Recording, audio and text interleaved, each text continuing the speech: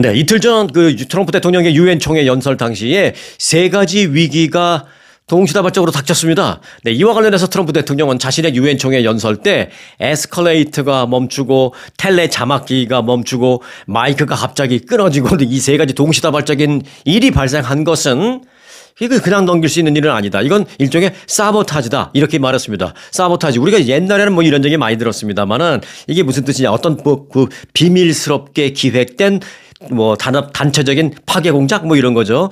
비밀스럽게 조직적으로 진행되는 파괴 공작 뭐 이런 걸 이제 뭐 사보타지라고 옛날에 얘기를 많이 했었는데 그렇게 트럼프 대통령이 그런 표현을 썼습니다.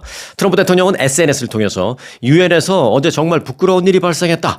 한두 건이 아니라 세 건의 매우 사악한 사건이 있었다라면서 전날 자신의 그 뉴욕 유엔 본부 방문 및 또 총회 연설 때 발생했던 일들을 얘기를 했습니다. 실제로요, 당시 그 트럼프 대통령이 유엔 총회장에 이제 올라가려고 해서 이제 에스컬레이터를 타는데 부인 멜라니아 여사와 함께 에스컬레이터를 타는데 에스컬레이터 탁 올라서서 한 발을 옮긴 지 한 두 번 발을 올렸어요. 그리고 이제 보통 에스컬레이터는 본인이 올라갈 이유가 없으니까 발을 하나 또는 한 두 개 정도 올려놓고 가만히 있으면 되는 거 아니에요? 그 계단에 하나 정도 발을 올려놓고 이렇게 가만히 있는데 갑자기 올라가려다가 말고 탁 멈춘 겁니다. 그러니까 사람이 이 에스컬레이터는 당연히 올라갈 거라고 생각하고 그 올라가는 어떤 그 중력 이동에 맞춰서 내가 몸이 그렇게 움직이게 되는데 올라갈 걸로 움직일 거로 생각하고 내가 몸을 그렇게 맞췄는데 올라가다가 탁 쓰니까 갑자기 휘청하는 거죠. 어찌 보면 이제 위험할 수도 있는 상황이 있습니다. 그래서 그렇게 갑자기 에스컬레이터가 멈춰섰다는 일. 그래서 자신이 다칠 뻔했다라면서 이는 분명히 사보타주였다. 이렇게 말했습니다. 이후에 이제 트럼프 대통령이 연설할 때 또 일이 발생했습니다. 대통령이나 뭐 이런 사람들이 이제 앞에 나가서 연설할 때 그 청중들이나 또는 TV 시청자들이 보이지는 않습니다. 그런데 그게 이제 그 방탄 유리 역할을 할 수도 있겠지만 유리 같은 게 이제 양쪽에 있어요. 저 앞에도 있고 왼쪽 오른쪽에도 있고. 그래서 고개를 이렇게 자연스럽게 돌리죠. 자연스럽게 돌리지만 이쪽 돌렸을 때는 이쪽에 투명하지만 그 앞에서 연설하는 사람은 읽을 수 있는 그 글이 나옵니다. 일종의 자막기가. 또 오른쪽에도 똑같이 나오고 또 저 멀리에도 그게 있어요. 그래서 어떤 방향으로 내가 고개를 틀어도 그 자막을 내가 잘 읽을 수 있게 이걸 이제 텔레프롬터라고 하는데요. 그게 어느 순간 탁 고장나서 안 나와 버리는 거예요. 그럼 뭐예요? 연설을 중단하거나 아니면 뭐 준비 안 된 말로 막 해야 되는데 트럼프 대통령은 나중에 그랬어요. 오히려 잘 됐다. 내가 그래갖고 뭐 미리 준비된 그런 얘기보다는 내가 하고 싶은 얘기 다 하고 내려왔다. 일단 이 말로는 이제 그렇게 얘기는 했는데 여하튼 그 텔레프롬터도 고장이 난 겁니다. 연설하는 도중에. 그러면서 또 하나는 뭐냐면 조금 있다가 아예 마이크도 꺼져버렸습니다. 일국의 대통령이 또 세계의 유엔에서 연설을 하는데 마이크가 탁 음향이 꺼져버린 거예요. 그래서 트럼프 대통령은 이런 그 세 가지 해프닝이 절대로 우연히 일어날 수 있는 것은 아니다라면서 조사를 지금 지시했습니다. 트럼프 대통령은 유엔에서의 3종 사보타주다라면서 그들은 스스로를 부끄러워해야 한다. 이 유엔 사무총장에게 내가 편지를 써서 직접 보낼 것이다 라고 하면서 조사를 지시했다라고 이제 발표를 했습니다.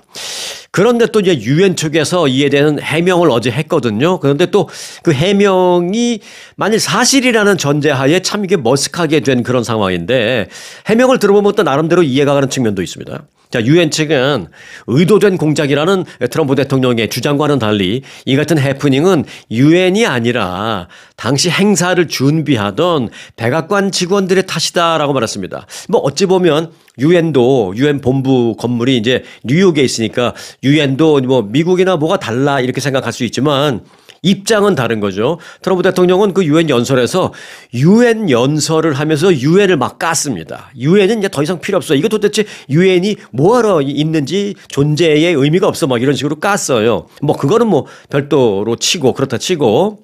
그러니까 이제 유엔은 유엔대로 같은 미국인이라 하더라도 물론 유엔은 이제 미국 사람으로만 구성된 건 아니지만 뉴욕에 미국 안에 있는 유엔 본부이긴 하지만 입장은 다른 겁니다. 그래서 유엔은 유엔의 입장이 있는 거고 트럼프 대통령은 또 나름대로 입장이 있는 거고. 그래서 익명을 요구한 한 유엔의 관계자는 이렇게 말했습니다. 당시 트럼프 대통령의 연설 때 텔레프롬터 이 자막기를 작동시키고 있던 사람들은 우리 유엔 측 사람들이 아니라 백악관 직원들이었다. 이렇게 얘기했습니다. 그게 사실로 밝혀지긴 했어요.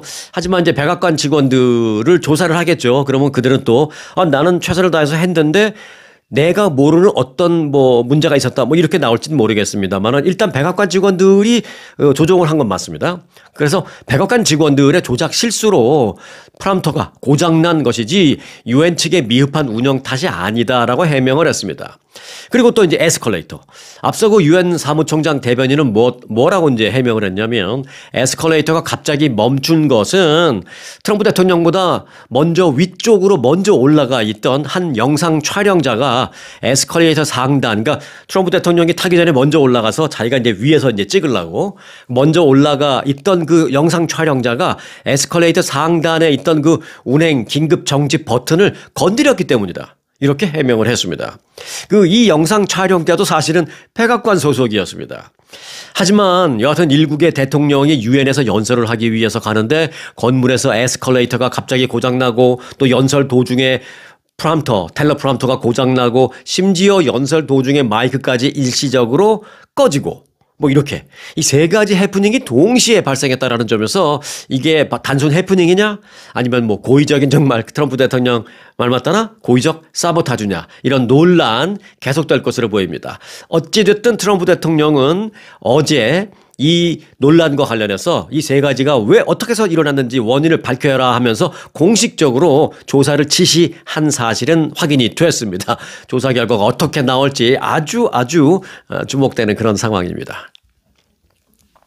네, 시니어 생활 정보 플랫폼 회사가 있습니다. 시니어리라는 회사인데요. 시니어들을 위한 생활 정보를 집대성해서 매일 이걸 좀 프로바이드하고 공개하고 하는 정보를 제공하고 하는 그런 회사인데 시니어리. 이 시니어리라는 회사가 지난달 발표한 그 분석 보고서에 아주 흥미로운 그런 은퇴 예산과 관련된 내용이 있어서 한 가지 좀 소개해 드릴까 합니다.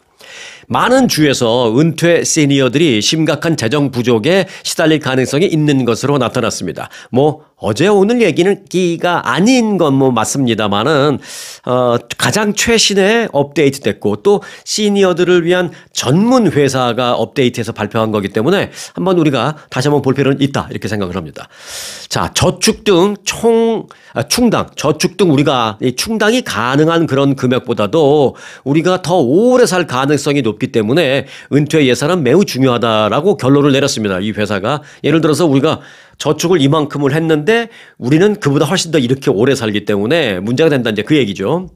조사 결과 시니어들이 은퇴 후에 지출할 것으로 예상되는 금액과 소셜 시큐리티 연금, 내가 저축한 돈과 앞으로 내가 나라에서 받는 연금, 그리고 무슨 다른 펜션 같은 게 있는지 또 투자에 대한 어떤 베네핏이 있는지 여러 가지 하여간 내가 충당할 수 있는 금액이 있는데 그 금액과 내가 쓸 수밖에 없는 그런 액수, 이 금액과의 격차가 크게 벌어지고 있다는 것입니다. 보고서에 따르면 전국적으로 41개 주와 워싱턴 DC에서 이러한 재정 부족 격차가 존재한다라는 것입니다. 그러니까 50개 주 중에 41개 주니까 웬만한 주는 다 이런 어려움이 있다라는 것이죠.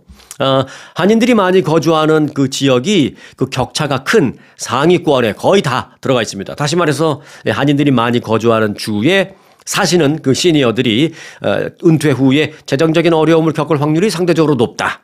이런 얘기입니다. 특히 이제 캘리포니아 같은 곳은 이 같은 은퇴 자금이 필요한 액수보다 무려 33만 7천 달러 격차가 가장 컸습니다. 은퇴 자금이 내가 마련해 놓은 은퇴 자금이 그게 일시금이든 뭐든 여하튼 계산을 해보면 내가 마련해 놓은 은퇴 자금이 내가 필요한 또는 필요할 그 자금보다 격차가 있는데 얼마냐? 캘리포니아에서는 33만 7천 달러로 나타났습니다. 이 얘기는 뭐냐? 은퇴 후에 필요한 돈은 캘리포니아가 가장 많이 필요한 그런 지역인데 왜요? 이제 물가가 비싸니까. 근데 실제 그만큼 갖고 있는 사람이 많지 않다라는 뜻입니다. 근데 이게 가장 심각한 주는 캘리포니아는 아니고요. 가장 심각한 주는 어디냐? 네, 뉴욕주입니다. 뉴욕주는 캘리포니아보다 생활비가 더 많이 들기로 유명하죠. 그래서 뉴욕주의 그 격차는 얼마냐? 무려 44만 8천 달러로 나타났습니다. 그리고 캘리포니아는 사실은 3위예요. 3위. 중간에 2위는 어디냐? 하와이주입니다. 하와이. 41만 7천 달러의 격차가 있었습니다. 그래서 고비용 그 지역일수록 저축 고갈 또는 그 예산 부족이라는 그 위기를 피하기 좀 어려워 보이는 그런 현실이 지금이라는 것입니다. 전국적으로 그럼 그 격차를 평균을 내보면 어디냐? 뭐 1등 한 데가 44만 얼마고 캘리포니아는 34만 얼마지만 전국적인 평균 이것도 적진 않아요. 평균을 내봐도 11만 5천 달러 정도 격차가 있다라는 것입니다. 하지만 이제 지역별 차이를 넘어서서 공통적으로 드러난 메시지는 분명합니다. 현대의 그 은퇴 생활은 길어지고 생활비는 많이 들고 저축은 예상보다 빨리 소진된다라는 것입니다. 의료비, 주거비, 식비 같은 기본 지출이 꾸준히 상승하고요. 한 번의 응급 상황이나 큰 수리 비용만으로도 재정 계획이 틀어져 버린다. 라는 것입니다. 시니어리의 이 보고서는 안전한 은퇴를 위한 5가지 팁을 제시했는데 자 지금 그 팁을 좀 여러분들에게 간단하게나마 좀 전해드릴까 합니다. 자, 첫 번째 팁은요. 나만의 숫자를 명확하게 아는 것이라고 말합니다. 이 나만의 숫자라는 건 뭐냐면 은퇴 후에 나의 지출 규모와 내가 뭐 은퇴 전이든 아니면 은퇴를 했어도 수입이 있다면 내가 이제 저축을 하거나 돈을 모을 수 있는 그 지속 기간이 언제까지인지를 시뮬레이션을 해봐야 된다라는 것입니다. 그리고 내가 얼마나 오래 살 것인지 뭐 이거는 아무도 예상을 할 수 없지만 예를 들어서 내가 몇 살까지는 건강하게 살 수 있을 것 같고 이때까지는 내가 정말 돈이 충분히 필요하고 그리고 내가 뭐 90살 100살 넘어서까지도 살 수 있겠지만 그건 아무도 모르니까 뭐 내가 예를 들어서 95살 넘어서는 특별히 돈이 없어도 살 수 있을 것 같다. 예를 들어서 그럼 뭐 돈이 필요한 기간을 뭐 95세까지만 계산을 해본다든지 여하튼 본인이 나만이 아는 내 스스로의 시뮬레이션을 해보라는 것입니다. 그러니까 뭐 누구한테 보여줄 일도 없으니까 정확하게 솔직하게 할 수 있다라는 것이죠. 자, 두 번째, 평균에 의존하지 않는다라는 것입니다.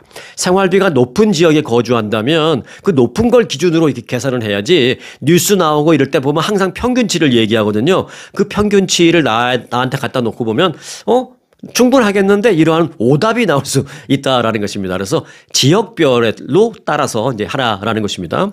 자, 그리고 셋째는 혜택을 극대화로 소셜연금 최적화 전략이나 세금 계획을 세우라는 것입니다. 그러니까 이거는 뭐냐면 내가 돈 요만큼 요만큼 좀 이게 뭐 충당할 수 있는 수익을 요 정도로 할 수 있으니까 내가 이제 쓰는 것도 이거보다 좀 줄여서 이렇게 할 수 있겠지. 그런데 이게 시간이 가고 세월이 지나면 지날수록 그게 더 들어간다라는 것입니다. 아시죠? 우리 10년 전, 5년 전보다 지금 생활비나 이런 것이 더 들어가고 물가도 당연히 오르고 그러니까 이 혜택을 최소화시켜서 내가 계산을 하지 말고 혜택을 가능하면 충분히 지금보다는 좀 더 들어가는 것처럼 잡아서 계산을 해야 한다라는 것입니다. 자, 그리고 네 번째는 예기치 못한 상황의 대비입니다. 그래서 이제 롱텀 케어 같은 보험이나 응급 자금을 갖추는 방식이 필요하다라는 것입니다. 계산을 해보니까 네 이렇게 해보니까 한 달에 요 정도로 들어오고 요 정도 쓰니까 뭐 이상 없겠네. 내가 뭐 90살까지는 이상 없겠네라고 답이 나올 수 있을지 모르겠지만 그 중간에 한 번이든 몇 번이든 어떤 예기치 못한 상황이 발생할 수 있고 뭐 응급 의료비 뭐 이런 것도 있을 수 있으니까 그런 것도 계산을 해 놔야 한다라는 것이죠. 아니면 뭐 그게 목돈이 나가는 게 뭐 두려우면 뭐 한 달에 얼마라도 롱텀 케어 같은 거에 이제 가입을 하는 몇백 불이라도 이렇게 빼놓아서 그런 걸 가입을 해야 한다라는 것입니다. 물론 젊었을 때 해놨으면 훨씬 더 좋겠지만 젊었을 때 안 해놨어도 지금이라도 해놓으면 예를 들어서 뭐 지금 당장 한 달에 500불이라도 한다? 그러면 그게 500불이 어디 가겠어요? 모아져 있는 것이죠. 뭐 500불이 510불이 될 수 있고 다음 달이 되면 여하튼 이자라도 붙으니까 그렇게 계산을 해놔서 롱텀 케어 같은 걸로 비상을 대비해야 한다라는 것입니다. 참고로요, 이 롱텀 케어 보험은 노년에 다양한 이유로 인해서 그 요양 병원 또는 간병 서비스 등등을 받아야 할 때 이에 대한 비용도 지급해주는 그런 보험을 뜻하고 있습니다. 롱텀 케어를 미국 사람들은 그런 사람들 봤어요. 백인들 오래전서부터 이런 거에 익숙하니까 미국 생활에서 살면서 뭐 롱텀 케어니 뭐 이런 거 뭐 우리는 미국 와서 이런 걸 배웠고 접했지만 미국에서 쭉 살던 그 미국 사람들은 할아버지, 아버지, 엄마 없을 때부터 다 듣던 얘기고 봐왔던 거니까 본인들도 익숙하게 이런 걸 다 젊었을 때 들어놓잖아요. 그래서 어떤 분은 뭐 은퇴하고 난 다음에 뭐 한 70살쯤 되니까 한 달에 뭐 한 15,000불, 20,000불씩 꼬박꼬박 나오는 그런 백인분도 봤습니다. 그러니까 이분은 다 귀찮으니까 집도 팔고 목돈 딱 챙겨갖고 아주 럭셔리 뭐 요양병원까지는 아니고 그저 뭐 요양원 뭐 이런 데 들어갔습니다. 시니어 타운 뭐 이런 데 들어갔습니다. 거기 가면 밥 해주고 빨래 해주고 뭐 청소 다 해주고 그 안에서 놀거리 먹거리 다 해주고 뭐 그런 게 있잖아요. 그런데 이게 조금 그 환경이 안 좋거나 시설이 안 좋으면 우울해질 수가 있는데 이 사람들은 한 달에 들어오는 게 뭐 몇만 불씩 딱딱딱 들어오니까 한 달에 한 10,000불 정도 내는 그런 아주 고급 럭셔리 센터에 들어갔습니다. 그래서 아주 고급스럽게 살고 있는 뭐 그런 분들도 봤습니다. 뭐 개인의 호불호가 있겠습니다만은 그런 게 있습니다. 근데 요런 게 플랜을 잘 미리 들어놓은 그런 이제 백인들의 케이스이긴 합니다만은 우리 한인들도 뭐 들어놓은 사람이면 들어놓은 사람대로 그렇지 않다면 그렇지 않은 대로 뭐 지금이라도 좀 준비를 해놓는 게 훨씬 도움이 될 것이다. Better than nothing이다. 없는 것보다 낫다. 뭐 이런 생각이 들어서 시니얼이라는 회사에서 가장 최근에 업데이트한 보고서 내용을 좀 간단히 소개해 드렸습니다. 자, 이번에는 그러면 이 시대 젊은이들 얘기를 좀 해보겠습니다. 이제 시니어들 얘기 말씀드렸으니까 젊은이들. 그런데 이 시대 젊은이들은 좀 어려움이 많습니다. 그래서 젊은이들의 어려움 얘기를 좀 해볼까 합니다. 자, 결론은 젊은이들이 집을 못 사서 결혼도 안 하고 아이들도 안 낳고 뭐 반려동물도 키우고 싶은데 못 키우고 심지어는요 결혼을 해서 이제 이혼을 하려고 하는데 돈이 없어서 이혼을 못하는 젊은이들도 많다라는 것입니다. 자, 미국에서 집값과 주거비가 치솟으면서 결혼, 출산, 뭐 심지어 뭐 애완견 기르는 거 뭐 이런 어떤 자신이 하고 싶은 그 선택까지 다 못하는 사례가 시간이 가면 갈수록 점점 더 늘어나고 있다라는 것입니다. 10년 전보다 5년 전이 더했고 5년 전보다 지금이 더하고.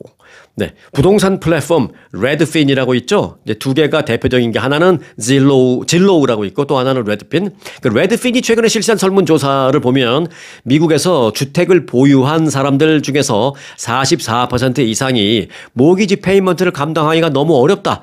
라는 응답을 했습니다. 내가 집을 사서 가꾸는 있지만 뭐 내가 처음에 살 때 그냥 돈 다 주고 사는 사람들이 얼마나 되겠어요. 다 대부분 이제 론을 끼고 사잖아요. 그래서 이제 몰기지 론을 갚는데 그게 너무 힘들다라는 것입니다. 근데 그게 젊은이들일수록 더하다라는 것입니다. 왜? 이제 나이가 이제 50, 60, 70 넘은 사람들은 집 페이먼트 끝났거나 아니면 집을 산지 좀 오래됐기 때문에 그 당시 론한 기준으로 지금까지 내고 있잖아요. 그러니까 그 당시 또 집값이 쌌으니까 론을 해봐야 뭐 20만 불, 30만 불 밖에 안 하는데 요즘은 집값이 너무 비싸니까 20만 불, 30만 불 론하는 경우는 거의 없습니다. 50만, 60만 론하고 막 이러니까 힘든 거죠. 그만큼. 이 때문에 외식이나 여행을 포기하는 젊은이들이 늘어나고 있다라는 안타까운 소식입니다. 그런데 더 심각한 건요. 결혼이나 출산 같은 인생의 주요 이정표마저도 뒤로 미루고 있다는 것입니다. 이 주거비를 맞추기 위해 다시 말해 그 몰기지 페이먼트를 하기 위해서 사람들이 얼마나 많은 것을 버리고 희생하면서 지금 살고 있는지를 알 수 있는 대목입니다. Z세대라고 하죠. Z세대 그리고 뭐 제너레이션 Z 해갖고 뭐 젠지라는 말도 많이 하는데 Z세대와 밀레니얼 세대 사이에서 요즘 많이 발생하는 일이 아이를 안 낳고 더 나아가서는 아이를 안 낳는 대신에 허전하니까 이제 반려동물 키우는데 요즘은 반려동물마저도 키울 여력이 안 된다라는 것입니다. 그래서 처음 이제 중단하는 것은 출산하는 거, 아이 낳는 걸 당분간 보류 이러면서 사는데 그래도 우리가 너무 허전하니까 뭐 강아지라도 기르자. 그래서 강아지 기르고 요것도 몇 년 전 얘기라는 거죠. 지금은 그런 반려동물 키우는 것도 부담된다라는 것입니다. 집값이 워낙 부담되니까. 심지어 어떤 젊은이들은 결혼을 해서 이제 뭐 불행히도 이제 이혼을 하기로 합의가 다 됐는데 부부가 그래서 이혼을 했어요. 서류상으로 완벽히 이혼이 됐는데 자 그러면 이제 각자 또 다시 이제 갈 길을 가야 되는데 막상 이혼을 해놓고 딱 보니까 각자 살 집 구하고 뭐 어쩌고 할 돈이 없는 거예요. 이제 홀로서기 할 그 경제적인 여력이 남자 쪽이나 여자 쪽이나 둘 다 없는 거예요. 그래서 서류상으로 이혼 다 끝내놓고 결국은 어쩔 수 없이 같이 그냥 한 집에서 사는 그런 참 웃지 못할 일들도 발생하고 있다라는 것입니다. 때문에 이 같은 상황이 예견이 되니까 옆집 보니까 저런다 얘들아. 뭐 서류상으로 이혼 다 해놓고도 계속 할 수 없이 산다더라. 그러니까 어떻게 우리도 이혼하고 싶은데 아, 그냥 살아. 뭐 이렇게 되는 젊은이들도 있다라는 거예요. 참. 그래서 웃지 못할 정말 이런 일들이 최근에는 벌어지고 있다는 것입니다. 이거는 정말 지금 뭐 60세 넘으신 그런 사람들, 미국에 산 지 한 30년 이상 되신 분들, 이런 사람들 기준으로 본다면 참 이해하기 힘든, 그 당시 뭐 20년, 30년, 40년 전에는 보기 힘든 현상이 지금 발생하고 있는 겁니다. 출산을 미루거나 포기하는 경우, 뭐 성인이 된 자녀들과 함께 사는 부모, 일종의 캥거루족이죠. 이런 거가 이제 요즘에 나타나는 현상입니다. 다 이게 뭐냐면 치솟는 주거비를 감당하기 어려워서 그렇습니다. 사실 우리가 한 달에 페이먼트 중에서 주거비만 없어도 아주 여유롭습니다. 뭐 요즘 뭐 차값 싸더라고요. 어떤 건 전기차 한 달에 리스가 뭐 100불, 200불짜리들 널린 게 있고, 그리고 뭐 가스 필요해요. 전기를 꼽으니까 자동차 값은 옛날만큼 그렇게 많이 안 들어요.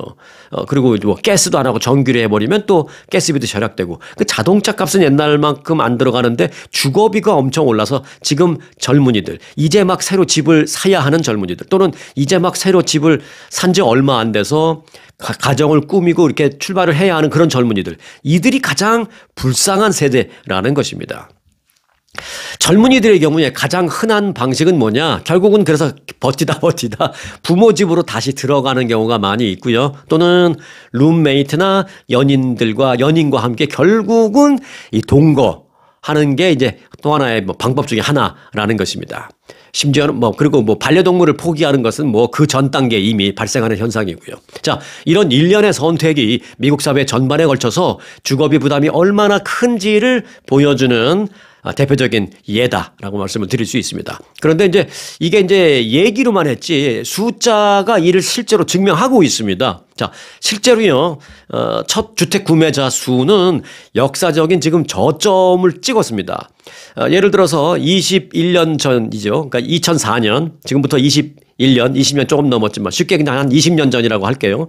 지금부터 20년 전, 2004년 기준으로 본다면 1년에 첫 주택을 구매하는 구매자 수는 300만 명이 넘었습니다. 320만 명 정도가 됐어요. 그런데 20년이 흐른 지난해 2024년에는 114만 명으로 거의 한 3분의 1 토막 났습니다. 그런데 이게 미국 역사상 첫 주택을 구매하는 사람들의 1년 숫자가 최저정점을 찍은 겁니다. 완전히 바닥을 찍은 최저 기록을 세운 겁니다. 그만큼 지금 미국 역사에서 지금까지 보지 못했던 이런 일들이 발생하고 있는 것입니다. 물론 옛날에 더 100년 전, 200년 전 미국, 그때는 인구가 지금처럼 많지 않았기 때문에 그때 기록도 없겠지만, 기록이 있다 해도 비교가 안 되지만, 20년, 30년, 최소한 한 50년 정도를 딱 놓고 봤을 때는 그러니까 지난해가 가장 최악의 상황이다라는 것이죠. 근데 아마 올해는 그 114만 명 기록도 또 깨질 거라는 것입니다. 그렇게 첫 주택을 구매하는 그 능력이 지금 가장 저점을 찍은 것입니다. 때문에 일부 첫 주택 구매자는 집을 사기는 사지만, 왜냐하면 집값이 자꾸 올라가니까 지금이라도 사기는 사야 될 텐데 내가 올해 집 사기가 어려우면 내년엔 더 어려울 거 아니에요. 떨어진다는 보장이 없으니까. 그렇기 때문에 더 올라가기 전에 사기는 사야 할 텐데라는 생각을 젊은이들도 왜 안 하겠어요? 다 하겠죠. 그런데 결국 혼자 사기는 너무 버거우니까, 그래서 여러 가지 방법을 내는 거예요. 첫째는 어떤 방법이 있냐면, 집을 사기는 사지만 본인이 들어가서 거주를 하는 목적으로 사는 게 아니라 사놓고 즉시 바로 다음 날부터 장기 임대, 렌트를 놓는 거예요. 그래갖고 3년, 5년 이렇게 장기 임대를 놓고 자기는 안 살고 거기서 렌트에서 모기지 페이먼트만 까지면 그렇게 하는 겁니다. 그리고 언젠간 집값이 올라가겠지. 그리고 나는 일단 집이 그래도 하나 있어. 론이 있지만 이렇게 하는 방법이 있고요. 근데 이 방법은 왠지 좀 익숙하지 않으세요? 한국에서 많이 그랬잖아요. 전세 끼고 산다. 전세를 끼고 산다. 미국에서는 렌트를 롱텀 계약으로 한다고 하지만 한국에서는 그런 거 말고 전세가 있잖아요. 10억짜리 집을 갖고 있다. 그러면 그 집에 전세 들어가려면 5억, 6억 목돈을 내고 전세로 들어가잖아요. 그래서 내가 10억짜리 집을 사는데 한 4억은 있어요. 그러면은 은행 론도 좀 받기도 하고 전세 한 5억, 6억 받고 하면은 대충 10억이 되니까, 그래서 내가 못 들어가서 사는 거죠. 전세 줬으니까. 그래서 전세 끼고 산다라는 게 한국엔 있는데, 지금 이 상황이 결국은 그런 상황하고 좀 비슷하다라는 것입니다. 자, 이런 경우에 한국처럼 집값이 좀 팍팍 올라지면 그나마 좀 그로 인한 혜택이라도 기대할 수 있겠습니다만은 집값이 오르지 않을 경우에는 또 매년 그 재산세에 대한 부담감만 지게 되니까 그러다가 또 어떤 젊은이들은 결국은 다시 집을 내놓는 뭐 그런 현상도 많이 있습니다.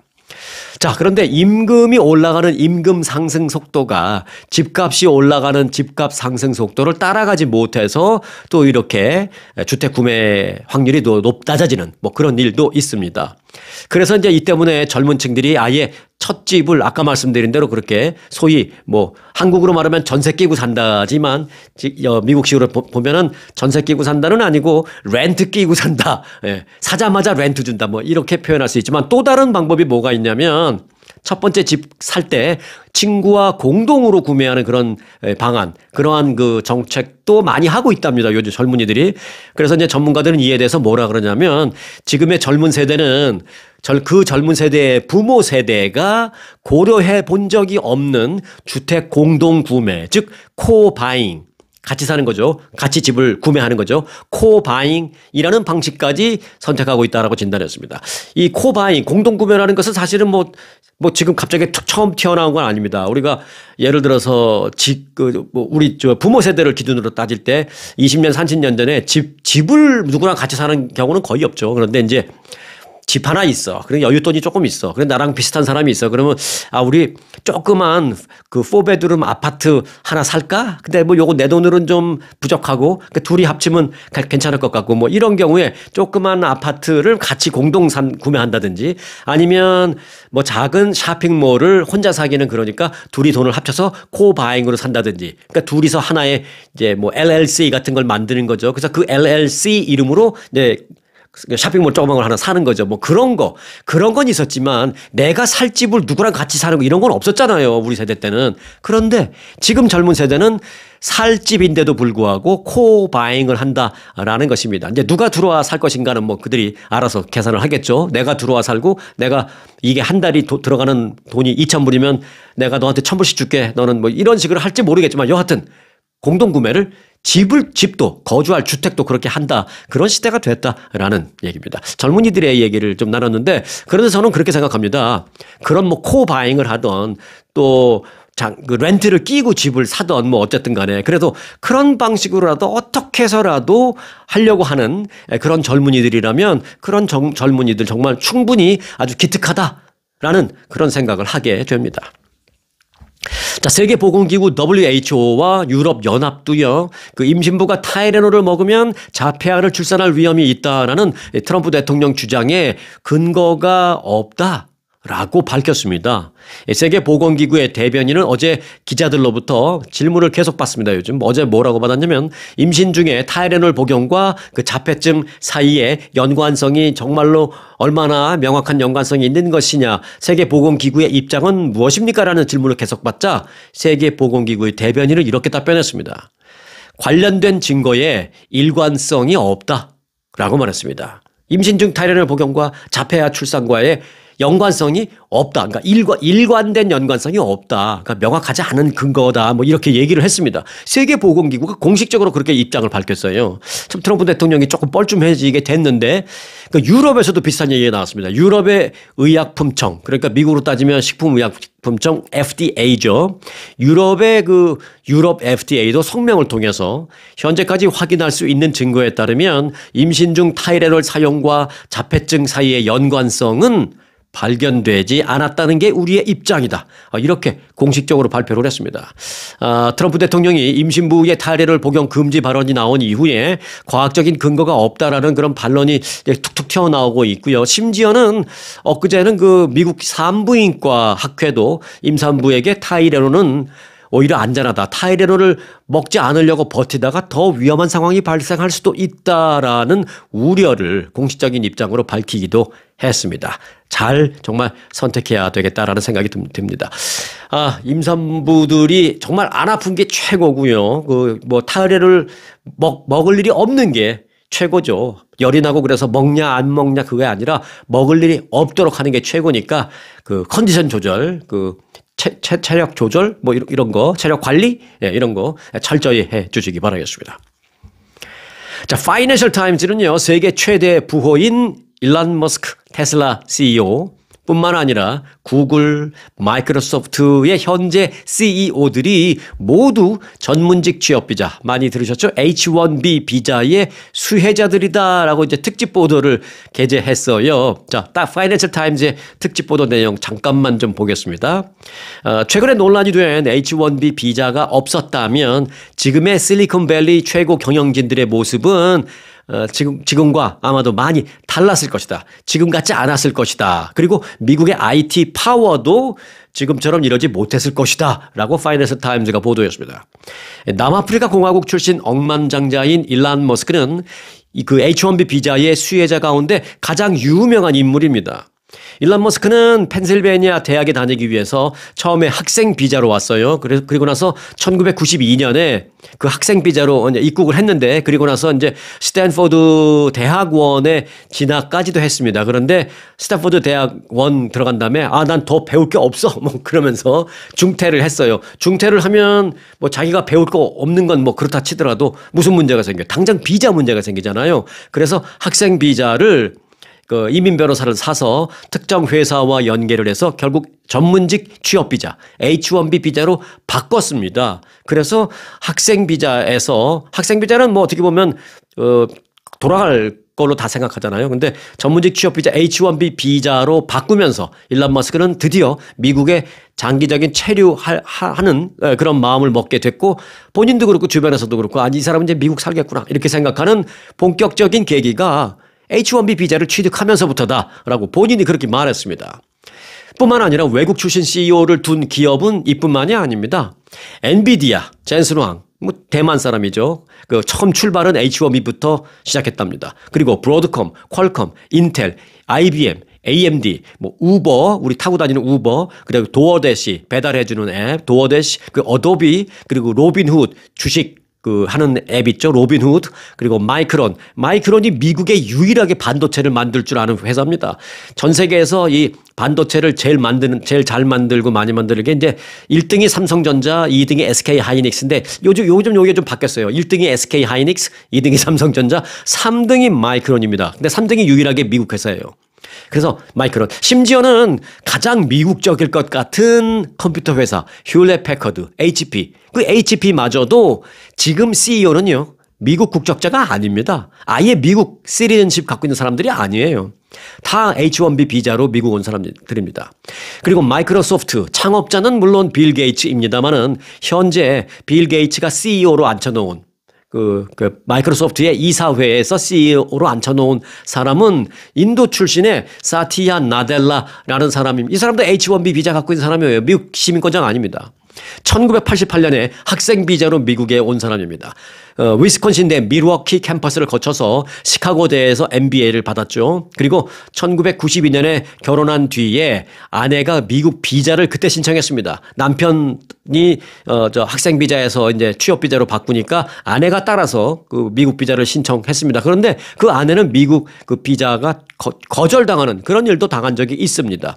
그래서 2년 후에 결국은 이제 그는 다시 아내가 받을 수 있게 돼서 2년이 지난 후에나 아내와 같이 체류할 수 있는 이런 어려움을 겪은 사람들입니다. 그럼에도 불구하고 마이크로소프트 지금 잘 이끌어가고 있잖아요, 이 사람이.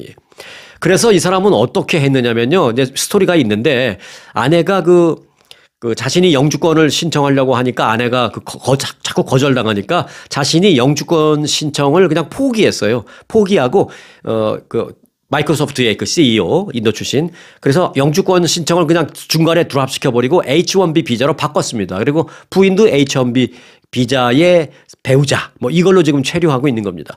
그러니까 미국이 이 유능한 사람들이 이 비자 때문에 얼마나 고생하고 있는지를 보여주는 단적인 예입니다. 그런데 이거를 이제 더 어렵게 만들겠다. 10만 불을 받겠다. 그리고 그 과정도 더 어렵게 하겠다. 막 이렇게 해버리니까 이제 앞으로 유능한 인재들이 많이 좀 다른 나라로 가버리지 않을까.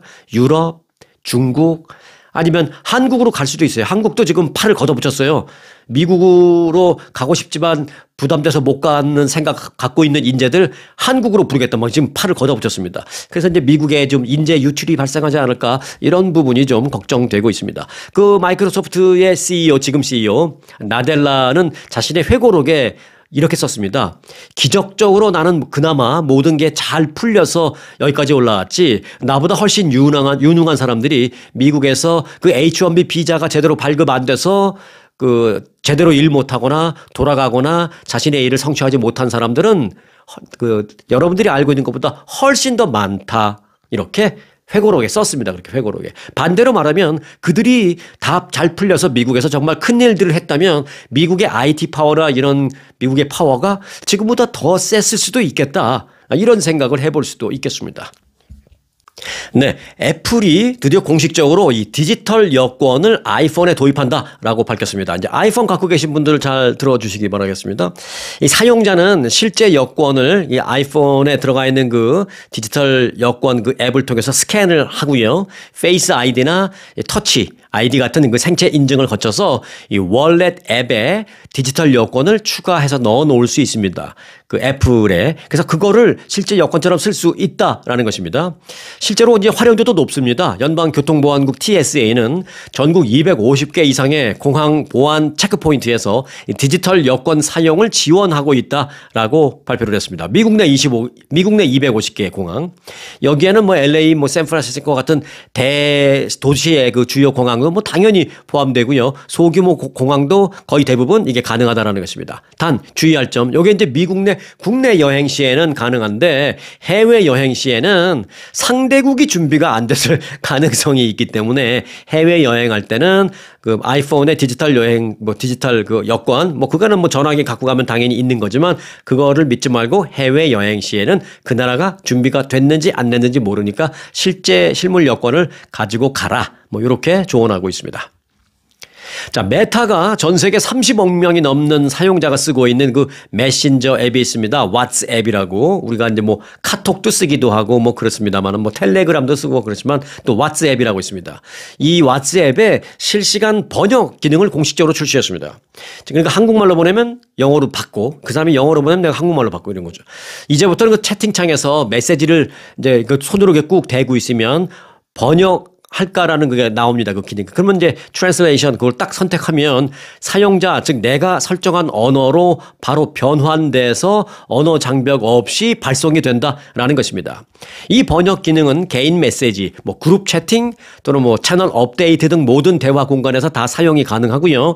외부 앱이나 뭐 번역기를 따로 이렇게 뭐 할 필요 없이 그 왓츠앱 자체에서 내가 예를 들어서 한국말로 막 한 다음에 꾹 누르면 트랜슬레이션 할까? 그럼 트랜슬레이션. 어떤 언어? 그럼 영어. 하면 바로 나도 바뀌고 내가 보내면 바뀐 것도 그 사람이 받고 뭐 이런 겁니다.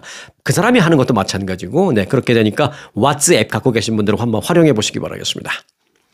자, 술을 조금이라도 마시면 치매 위험이 증가할 수 있다는 연구 결과가 나왔습니다. 어떤 사람은 적당한 음주는 괜찮아 뭐 이런 얘기를 하는데 예, 학자들은 그러죠. 적당한 건 없어 뭐 이렇게 얘기하죠. 그리고 이제 정말 그 논리적으로 적당한 음주는 괜찮고 안 괜찮고 그걸 떠나서 적당선에서 끝나지 않을 확률이 높기 때문에 아예 먹지 말라 뭐 이런 얘기도 합니다. 자, 여하튼 연구진은요.